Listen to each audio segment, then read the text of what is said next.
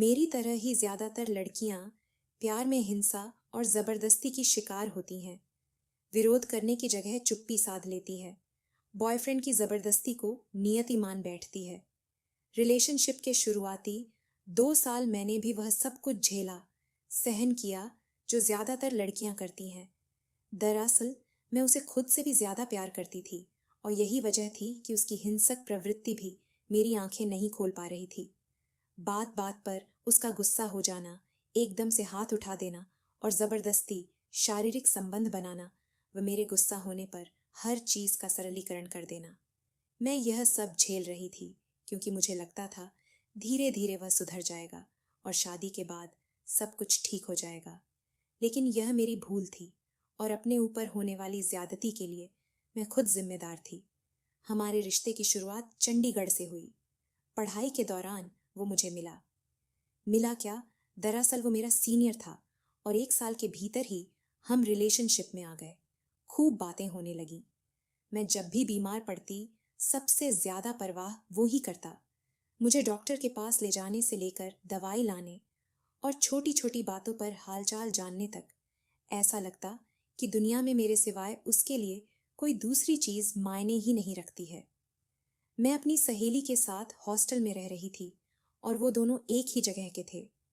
पता नहीं कब मेरी सहेली उसकी बहन बन गई और हंसते हुए उसने हर बात पर उसकी इतनी तारीफ की कि मेरी आंखों पर पट्टी बंध गई। रूम में जब भी कोई बात होती, बिना राकेश के बात की शुरुआत ही नहीं होती थी। हर बात के केंद्र में वो ही रहता। उससे ही बातें शुरू होती और उस पर ही खत्म होती। पता ही नहीं चला कि मेरे मन के भीतर वह एक नायक की भूमिका में कब बस गया। बाकी लड़कों से एकदम अलग लगने लगा। मैं अपनी हर छोटी छोटी बातें शेयर करने लगी। एक दिन भी बात नहीं होती तो मेरे भीतर निराशा का भाव जागने लगता। अंदर से न जाने कैसी बिजली कौंध उठती कि मैं आतुर हो उठती बात करने और मिलने के लिए। इस तरह मैं उसके साथ घंटों बिताने लगी। पता ही नहीं चला कब कॉलेज में उसका आखिरी साल आ गया। अभी आपके सामने उसकी बात कर रही हूँ तो एक क्रूर गुंडे की तरह उसका चेहरा मेरे आंखों के आगे उभर आ रहा है, जबकि उस वक्त यही वही चेहरा था जो मुझे बाकी सभी चेहरों से एकदम अलग और मासूम लगता था। खैर, यादें काफी लंबी हैं। साल 2013 था। हम रांझना फिल्म देखकर लौट रहे थे। कोमल, बदला नाम भी साथ थी। हम हॉस्टल न जाकर सीधे उसके कमरे पर चले गए।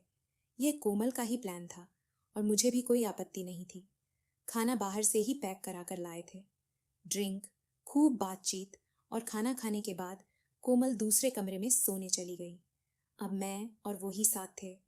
मैं उसकी बाहों में न जाने कितने सपने देखने लगी।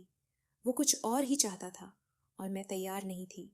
मैंने ऐसा कुछ सोचा भी नहीं था। इसलिए जब उसकी छेड़खानी बढ़ने लगी तो मैं एकदम से गुस्सा हो गई और कोमल के साथ दूसरे रूम में जाने लगी। उसको यह बात इतनी नागवार गुजरी कि वो झटके से बौखला गया। उसने मेरे पूरे शरीर को झकझोरते हुए मुझे वापस खींच लिया और जोरों से एक चाटा जड़ दिया। आंखों से बस आंसू ही बहते रहे। कुछ समझ में नहीं आया। दिमाग सन्न रह गया था। बिस्तर पर वो मेरे शरीर को नोच रहा था और मैं बेजान और बेसुध पड़ी थी।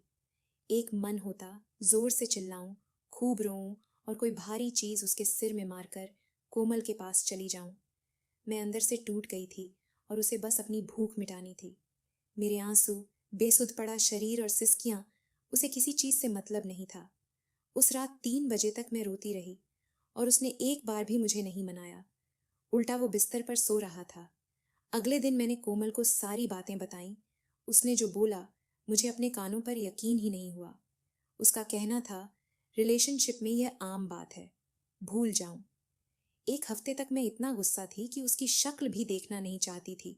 लेकिन घर में कोमल, फोन और मैसेज में उसका भोलापन, माफी के मैसेज और बार बार फोन।